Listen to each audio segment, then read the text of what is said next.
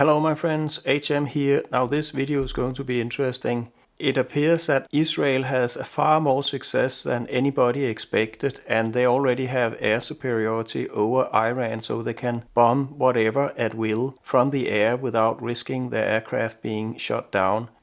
In this video I'll give you the latest news from both the war in Iran and also the war in Ukraine. But I'll focus mostly on how the endgame is changing, because I think it is for both Israel and Ukraine. And it's changing because they're having immense success attacking Iran and Russia from the inside, using the citizens of Iran and Russia themselves to carry out these attacks with the help from attack drones that are smuggled in over the border. Both Israel and Ukraine are now using these tactics, and I think that means that the endgame can be changed. Israel, of course, has an objective to remove all the nuclear weapons and all the weapon systems that Iran have to target Israel with, so they can live in more safety. But the most safe that Israel can ever be is if they get rid of the Iranian regime, that is an ultra-fanatic religious regime that are hell-bent on exterminating Israel. As long as that regime exists, Israel is at risk.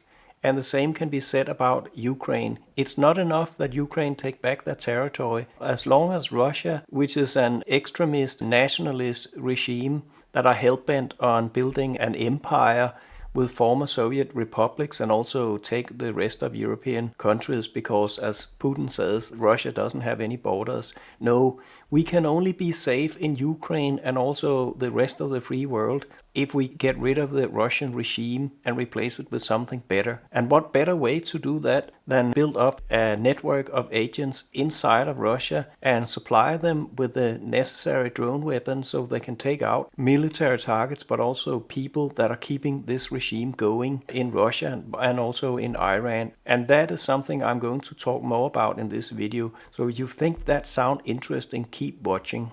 I know you hate to hear it, but help me grow my channel. Give my video a like, get subscribed, and perhaps drop a comment in the comment section. With that said, let's get to it. Let's start with some news from the Iranian-Israeli war here. The main news is that all the top generals just below the Ayatollah, most of them have been killed. We have a graphic here that shows that the three top level just below the Ayatollah have been killed, and the second layer, they have also been killed, all of them. And then the third layer, 2 of them have been killed, they're still 3 alive, and the 4th layer, there's 3 more killed. Up to 40 generals in the Iranian regular army, but also in the Islamic Guards army, that is an irregular army that is used to suppress the Iranian people and to kill and torture Iranians into submission to this religious fanatic regime.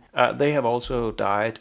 And how were they killed? That's the most amazing thing about it. They were killed in different ways. One of them was that Mossad, the Israeli spy services, had infiltrated the communication systems of Iranian army and their Republican Guard army, suppression army. And they called many of the generals into emergency meetings in a particular bunker. These were fake information that they were called into that bunker. And then when they were all gathered, they thought it was somebody else in the Iranian regime that had called them, but it was in fact Mossad. Then an Israeli rocket came and blew up that bunker and killed them. That was some of them who were killed that way. Others were killed in same fashion as the Ukrainian Operation Spiderweb. Let's turn to that. Now what you see here doesn't appear to be much. It's just a crappy vehicle with some boxes in the back. But these boxes were full of small attack drones that flew up and found their way into the apartment buildings of where these generals of the Iranian army or of the Iranian regime were living, and also the top scientists and engineers for their nuclear program. And then they flew through their windows and blew up in their bedrooms and killed them.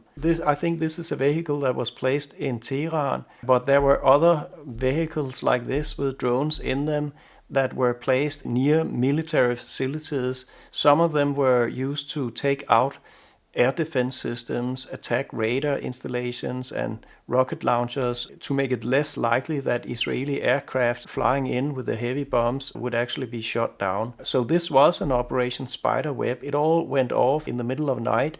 Suddenly, these drones were flying up and starting to kill at the same time in several cities, in several locations. This is a fantastic operation, and it looks very similar to what Ukraine just pulled off.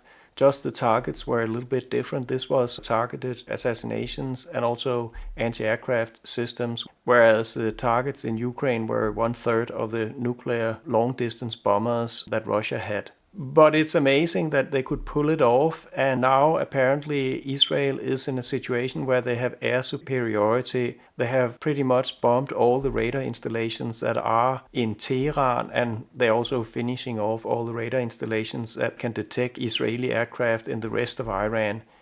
So they will have full air superiority for all of Iran in the coming days. Now, one of the things you have to pay attention to when you see an operation like this is all the planning and all the information that it takes to make this work. Not only do Israel need to have local people who are agents for Israel to drive this truck out to this location, they also need to have people who smuggle in the drones and fill up this truck with these drones. They need to have people who have monitored all the generals and the scientists of the nuclear program that Iran have. They need to have agents that have monitored where these people live, have found out in which rooms they sleep in when they sleep, so that these drones could attack the exact room where they were most likely to be in, for instance the bedroom, sleeping at night. And all that intelligence need to be gathered for a number of people for this to be successful. So this is something that involves hundreds of agents cooperating. Perhaps they don't know what each other is doing. They only know that in Mossad back in Israel that are coordinating the whole thing. But it's just an amazing operation, and the same can be said about the operation that Ukraine did. It involves hundreds of agents that are working as one big system for this to be executed as it did. Now here on my channel, I like to know and understand how things are done from a technical point of view. And these drones that were used to assassinate Iranian leadership and also scientists, they use a special warhead that can penetrate structures like a wall, like we have right here, and I'll show you how this functions.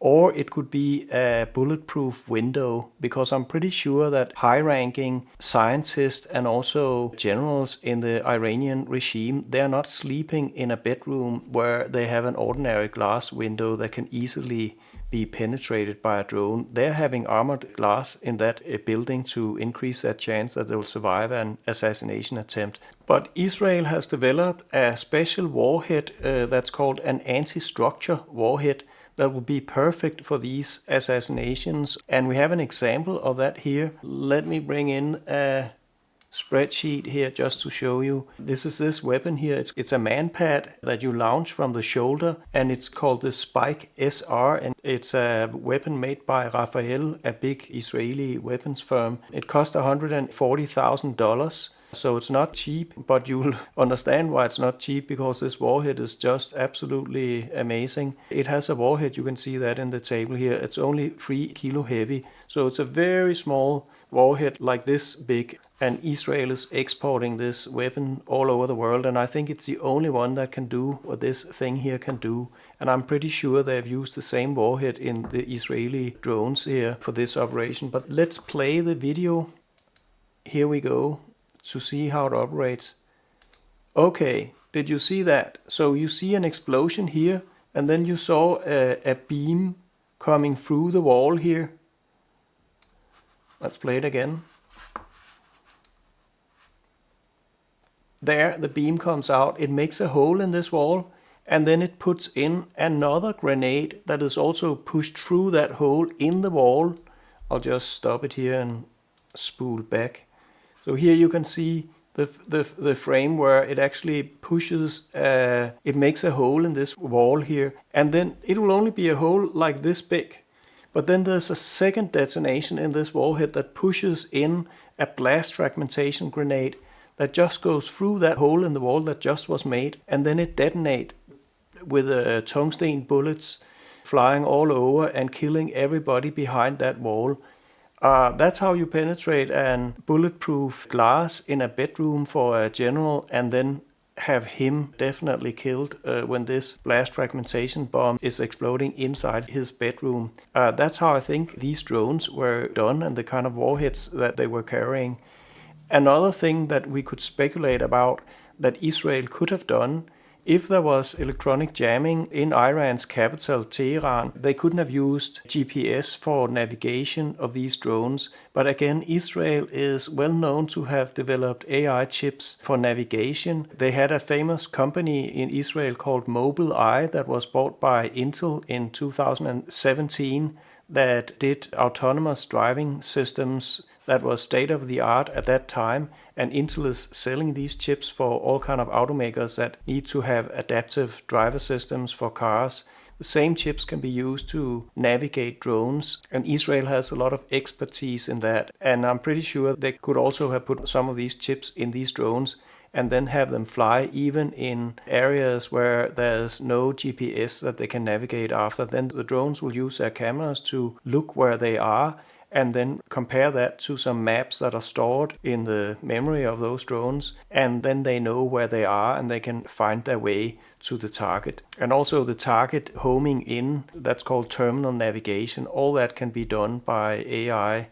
But the point I'm going to make here is that you can completely automate every aspect of these drone attacks using AI chips from when it launches and until it hits its target and destroys its target. You don't need any humans in the loop here. The only human you need is perhaps a Mossad operative that have an iPhone with a special app downloaded for that iPhone, and he can control all these drones in this truck that is placed in Tehran and elsewhere near military bases and so forth. And then all he does is to push a button and then this operation starts, and it's completely automated. All the drones will find their targets all by themselves. This, I think, the ability to do this is something that will change warfare, and it's something that Ukraine and Israel can use going forward to attack their enemies and bring about regime change.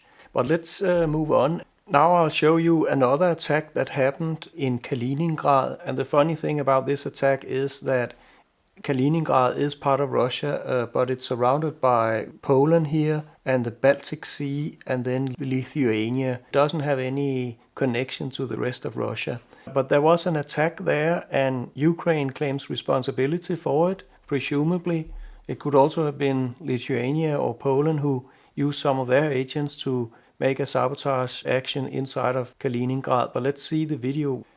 And this is the actual video of the attack. It's not a very clear video, but it's a transformer station delivering electricity to some important military facilities and military production factories. And they are drilling some holes in some cooling liquid tanks to drain that cooling liquid so that the transformer station will blow up.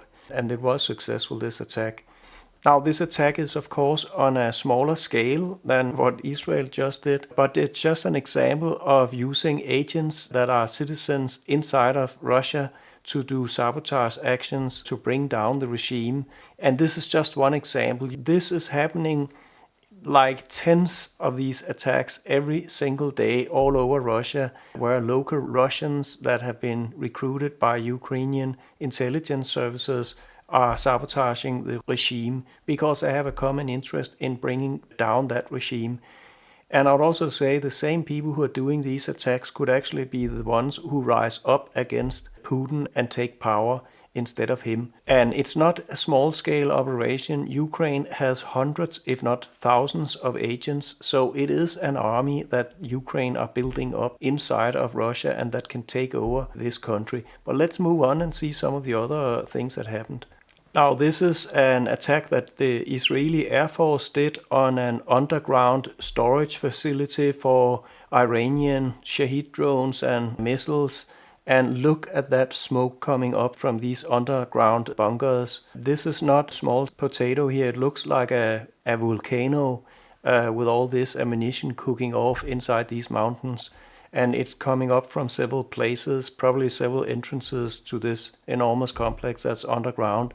Iran is suffering heavy losses, and this is just one example. The scale of this is that Israel has about 350 aircraft, and I know that because I have this spreadsheet here that you can download by following the link below. And if you click this sheet here, has key armies, and here I list all the weapons that every country in the world have in their armies and air force and also navy. So I know quite a lot about what kind of assets that every country has. And Israel are using more than half of their entire air force to attack Iran with every day. So they are flying about 200 aircraft to attack Iran, and then I'd say each aircraft can probably deliver up to 2 attacks, 2 rockets or 2 bombs that they are delivering on targets inside Iran. So that would be 200 times 2, that's 400 targets that they can hit for each time they attack Iran. But they come in waves. Then they fly back, then they get new pilots on board these aircrafts, and then they fly out again right away in order to maximize the number of attacks they can do. They can probably, if we keep doing this, and they can do 2 attacks waves per day, that will be 800 attacks all over Iran every single 24 hours. And this is, one of them. Now, it has also been reported that Israel has struck oil refineries and oil depots in Tehran and elsewhere, and also gas-producing facilities. And what you see here is one of these attacks. And I'm not playing the video because YouTube rules and so forth. But I do not think that so early in the war here with Iran that Israel is having this as a primary target. They have military targets, air bases, rocket launchers, and radar installation, anti-aircraft installation. That's their primary targets, and then also these assassinations. There's something you need to know about how you do these air attacks. You have planned for a primary target, and you try, of course, to destroy that target. But quite often, perhaps 1/3 of the time, you don't get a lock on the target and something goes wrong. So you don't fire your missiles or drop your bombs on that primary target.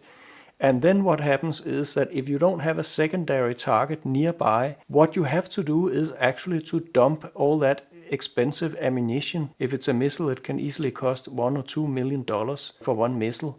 And you just have to dump it and waste it, say, in the water. Because if you don't do that, you have 2 problems. For Israel, they need to be able to have fuel enough to fly back to Israel. And in fact, they are so long away from Israel when they are bombing something in Iran that they need to have fuel enough to reach an air tanker to refuel mid-air in order to get home to Israel. But there's another reason for dumping ammunition if you haven't used it, and that is you cannot land an aircraft safely with live ammunition in a military airport back in Israel, because sometimes these ammunitions will fall off while you land, because it's quite a violent thing to land a military aircraft on a military base, and you don't want to have this ammunition on board that could blow off, kill the pilot, and totally destroy the aircraft and other aircraft on that military base. But what I think that Israel is doing is that they have planned that there are secondary and maybe even third level targets that they can use their ammunition on if they miss the first priority targets. And I think these refineries and oil installations and so forth that they are bombing in Iran is examples of that. I thought that was an interesting point that you should know about how you do air sorties. So I want to show you another type of targets that I think also are very high priority for Israel to get destroyed. And that is basically all the factories that Iran has that are making weapons. In this case, we have a Israeli airstrike destroyed Shiraz Electronics Industries, the largest producer of radar systems in Iran. So radar systems for anti-aircraft systems. And that factory is burning quite nicely, as we can see here. Let's blow it up. And Ukraine is, of course, doing the same thing in Russia. They are targeting industrial companies making weapons for Russia, and there are like hundreds and hundreds of such factories in Russia and also in Iran. And it will take a long time getting rid of all these factories, and that's why I think that Israel is not stopping after a few days. They will continue for a very long time. At least weeks. That's what Netanyahu, the Prime Minister of Israel, is saying. But I think it will take longer than that. But we'll see. Now, I also want to show you something that is not war. It is Iranians that are hiding out in a tunnel in Tehran. And let's play the video. I put some sound on here. Apparently they're having a party and they're really happy. You can see people are smiling and people are dancing. in the middle of Israeli bomb attacks where they're hiding out in a tunnel. The thing is, most of the Iranian people, they do not like the regime they live under, which is this fanatical, ultra-religious regime that are exploiting people in Iran and that are suppressing them and forcing them to live by perverted religious principles that nobody wants, apart from these hardcore religious people. And the reason I'm showing that to you is that this is why Israel can build up an enormous spy network that can help Israel with operations such as launching drones, smuggling in weapons, make assassinations inside of Iran, and also destroy equipment. They're getting help, and they're getting help from the people of Iran who don't want that regime. And the same thing is happening in Russia. Ukraine is getting help from Russians who are not happy about the Russian regime and who are helping to make sabotage actions inside of Russia. And now with the invention of war drones that can be very effective at destroying targets, even protected targets, and do it for a very low cost. Such a war drone only costs a few $1,000s to make. And it's small, so it's easy to smuggle in a porous border. And then you can hire people all over Russia to do these sabotage actions. This will change the war going forward, that Ukraine can open up a new front line that is done by Russians themselves rising up against their regime with some aid from Ukraine intelligence services. And also I think it's quite obvious now that Russia are sabotaging communications lines and also energy lines and so forth in the Baltic Sea. My own country, Denmark, is part of the Baltic Sea.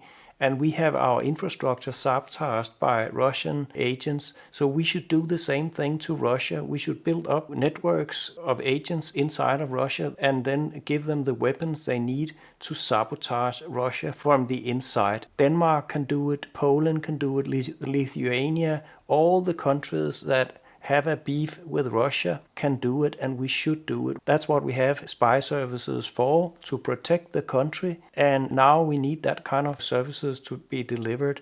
And this is a way to win over Russia. We will never be safe in Europe unless we have regime change in Russia. It's not enough to push Russia out of Ukraine or Georgia. We need to have another regime that's not hostile towards all of Europe. And the same with Israel. They need to have another regime in Iran that are not hell-bent on destroying Israel. But I think that's it for this video. I hope you give me a like. I hope you subscribe and maybe even give me a donation. Because my channel is quite small, I don't make money really from people watching my videos. There's simply not enough watching them. But I do get some pretty good donations. I've got $200 from one person. But let's end here with a positive note, watching some partying people in Tehran while Israel is bombarding them. All I have to say is I wish you a great life in freedom and democracy. Goodbye.